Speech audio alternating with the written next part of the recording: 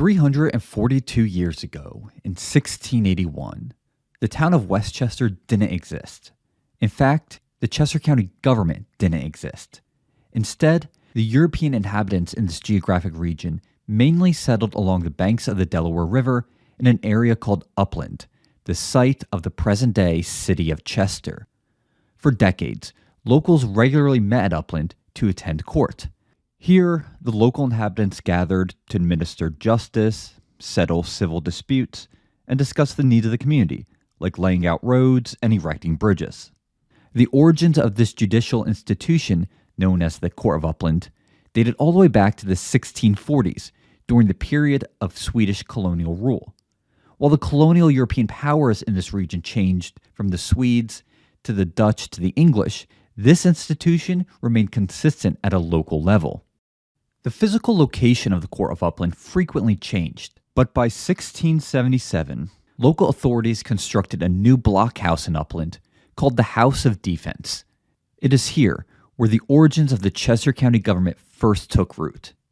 On September 13th, 1681, a man named Thomas Revell approached the House of Defense.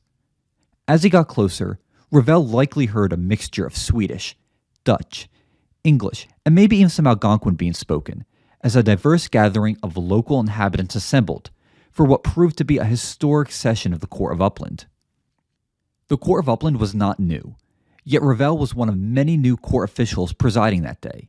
Besides Revell, the court clerk, there was also a new sheriff, John Test, as well as 5 new justices named William Clayton, William Warner, Robert Wade, William Biles, and Robert Lucas.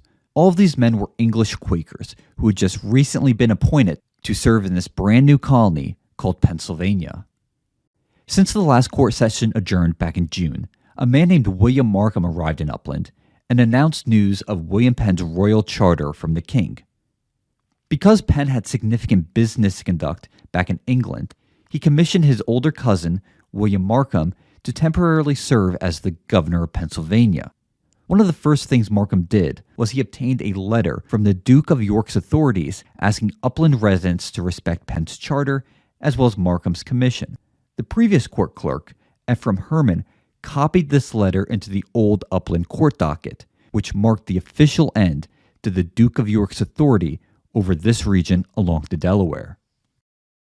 As Revell and the other court officials settled into the House of Defense, the new court clerk placed a brand new, completely blank court docket upon his desk. Ready to document Pennsylvania's inaugural court session, Revell dipped his quill in the nearby inkwell and made his first entry.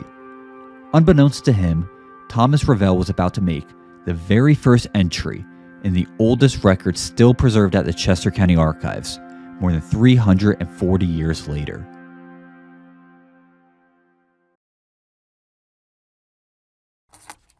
Province of Pennsylvania, at the Court of Upland, September 13th, 1681. Right next to the heading, Revell identified the 9 court justices tasked with presiding over the day's trials and maintaining order.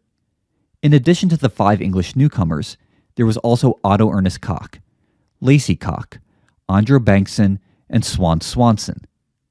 All 4 of these men were Swedish, and they had lived in the area for decades. Both Otto Ernest Cock and Lacey Cock had previously served as justices in the Upland Court when it was still under the authority of the Duke of York. Noticeably, Governor William Markham was absent because he had recently fell ill with malaria during a trip to St. Mary's City, Maryland, to meet with Charles Calvert, the Lord of Baltimore and the proprietor of Maryland. The first litigated case in the province of Pennsylvania was an assault and battery case between Peter Erickson and Harmon and Margaret Johnson. Both parties lived near the Darby and Cobb's Creek, and although specific details regarding the case remain unknown, both sides charged one another with assault and battery. William Park testified on behalf of Erickson, while Ann Coleman, Richard Buffington, and Ebenezer Taylor all testified for the Johnsons. The 12-man jury found both parties guilty and fined Erickson 40 shillings and the Johnsons 6 shillings.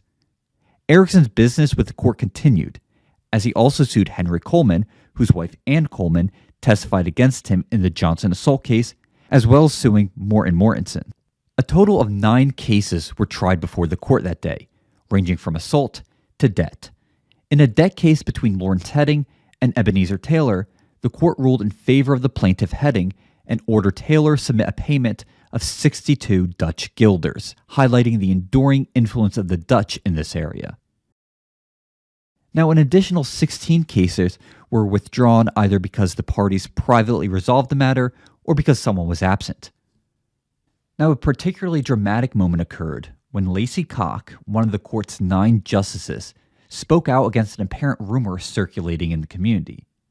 He proclaimed if anyone had anything against him, that they should speak out and present it to the court. Daniel Brenson, Charles Brigham, and Walter Pumphrey accepted his challenge, and they suggested that they overheard a group of local indigenous men speak out nefariously against Cock and former Sheriff Edmund Cantwell. Cock had lived on the banks of the Delaware River since 1646, and during that time, he'd become proficient in the dialect of the local Lenape people. Having a local translator was an enormous advantage, so Cock became an important confidant between the Lenape and the European settlers. The details of the 1681 accusations against him are unknown, but Cock adamantly denied them under oath, and the court ultimately cleared him of any wrongdoing. And with that, Thomas Revell closed the docket on the first session of the Upland Court in Pennsylvania. But it certainly was not the last, as the court would reconvene 2 months later on November 30th, when a fully recovered William Markham presided. Most of the justices returned, excluding William Warner. He had been replaced on the bench by Thomas Fairman and James Sanderlands. Both Fairman and Sanderlands were close associates of Markham, and they served on his advisory council. So it's quite possible the two men accompanied Markham on his trip to Maryland when he got sick, which explains why they were both absent during the previous September 13th court session. Their inclusion brought the total number of justices to 10. Hendrian Bankson was a new name recorded by Revell, but it was likely a spelling variation of Andreas Bankson from the previous session. You can just imagine the difficulty Thomas Revell had trying to interpret these foreign names with their heavy Dutch and Swedish accents. The court heard 4 cases, 2 of which involved land rights. Peter Yoakum and Peter Rambo Sr. were both Swedish, and they each received conflicting land patents. Rambo had apparently received a patent from the Duke of York's authorities, but the land overlapped with Yoakum's existing title rights. Justice Otto Ernest Cock offered his best understanding of the former land laws under the Duke of York, and the court ruled in favor of Yoakum's claim and rewarded him 50 shillings for the trial costs. Meanwhile, Peter Dalbo successfully charged Andreas Inkhorn with unjustly taking and detaining his land. These cases highlight the uncertain and often haphazard nature of land rights. The locals were now living under their 4th government in just 26 years. The Swedes, the Dutch, the Duke of York, and now William Penn and William Markham all instituted different methods for purchasing land. But with each new government, landowners then had to show proof of purchase. Otherwise, the succeeding government authorities would repatent the land to someone else. The first Upland court that Governor William Markham presided over was quite brief, but at its conclusion, the locals departed the House of Defense, bracing for the cold winter that lie ahead. Now, affairs continued the following year in 1682, but it's important to pause here for a moment and explain that during this period, the English world still used the old Julian calendar. But to keep things consistent with how we understand dates and time today according to the Gregorian calendar, we're going to place this in March 1682. In March, the court heard another dispute over land between Peter Dalbo and Johns Gustavusson.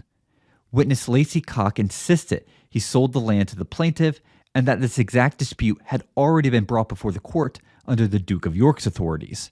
Woolley and Lacey Dalbo each testified that they observed the defendant Gustavusson cut and carry away 3 stacks of hay from the premises, which Andrea Inkhorn, who had lived in this area for 10 years, questioned. The court ordered Dalbo and Gustavusson to each choose 2 men who were to divide the meadow in an agreeable fashion. One of the jurymen in this case was Nathaniel Allen.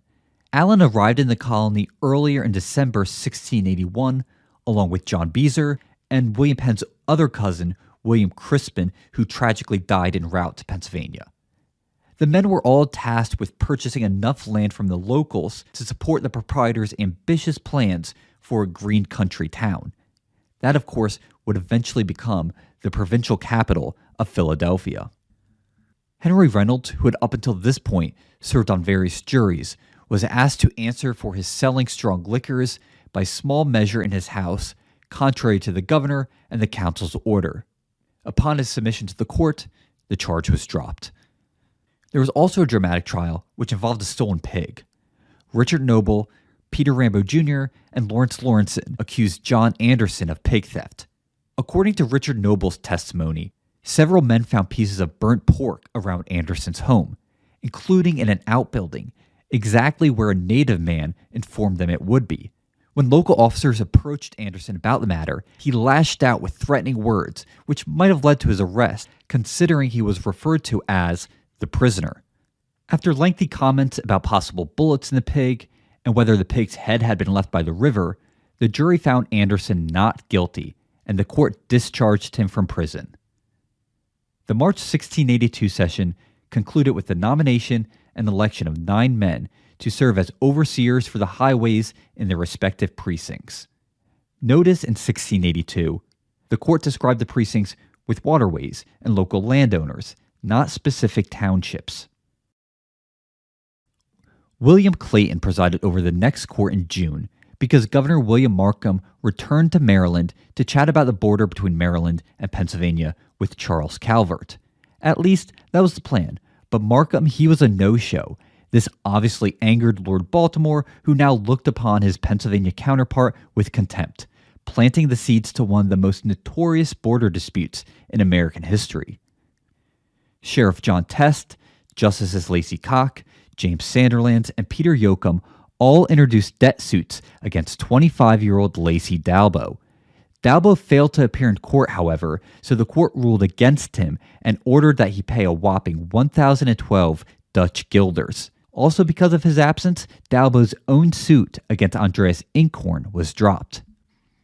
Now, Dalbo likely skipped court that day because he knew a group of neighbors were planning to introduce a very serious accusation against him.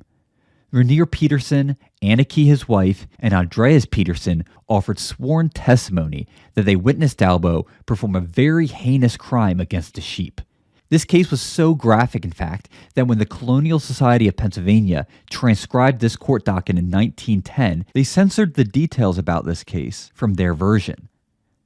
Court authorities eventually arrested Dalbo, who likely spent several weeks in prison awaiting trial, which eventually occurred on September 12, 1682. Dalbo, now identified as a prisoner, pleaded not guilty. The 12-man jury heard sworn testimony, but they ultimately returned a verdict of not guilty. One of the men on the jury was John Simcock, who had just arrived in Pennsylvania a month earlier. Simcock would eventually become one of the largest landowners in Chester County, amassing upwards of 10,000 acres. On October 29, 1682, 46 days since the last court session, a wooden vessel called the Welcome anchored in Upland. It departed Deal, England back in August, and it sailed the high seas for 57 days. Most passengers were Quakers, including the man himself, William Penn. When Penn came ashore that morning, he stepped foot for the very first time on Pennsylvania soil. This was his colony, named after his father, and it was no longer an abstract concept or just words on paper. He could now finally see that was a real place, with real people in a real community. Penn took up residence at Robert and Lydia Way's Essex house. Here, William Markham surrendered control of the colony back to his cousin Penn, who spent the first days administering the colony from this location. It was in November 1682 when William Penn stopped calling this area Upland and began referring to it as Chester.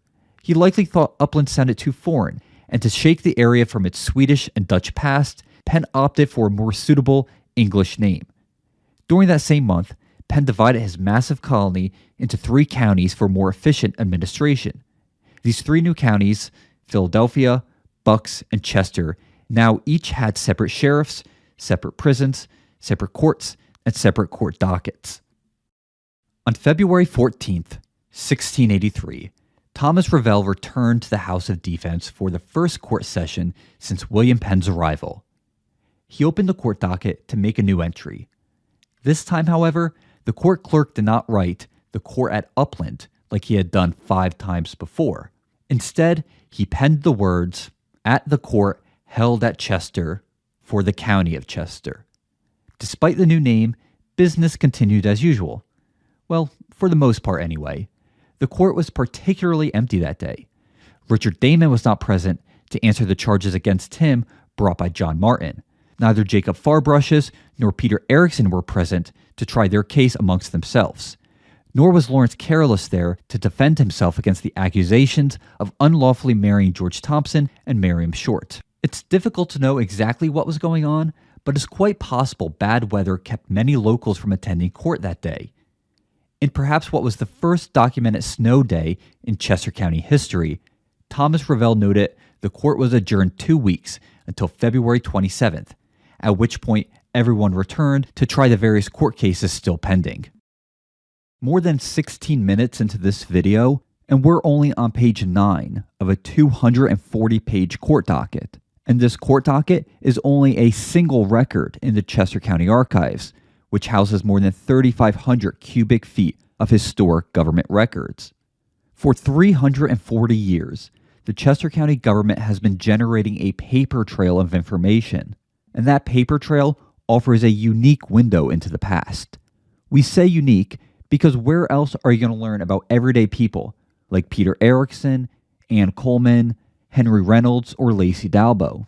Much like the residents of Chester County today, these early inhabitants were busy living their lives, but every so often they required assistance from the local county government to settle a dispute with a neighbor, to erect a new road or a bridge, or to find out what happened to their pig. Fortunately for us, these interactions between the county government and the citizens have been documented, and collectively, this paper trail tells the story of Chester County through the experiences of citizens like you, me, Peter Yoakum, Andreas Inkhorn, and Thomas Revell. In 1682, William Penn not only established the Chester County government, but he also began a story, Chester County's story, which continues 340 years later. Now, that's a long time, with a lot of people and events that shaped our county into what it is today. If we're going to continue telling this history, we have a lot of ground to cover, so we better get back to the story. When the court reconvened on February 27, 1683, John Martin accused ship captain Richard Damon of failing to deliver his merchandise.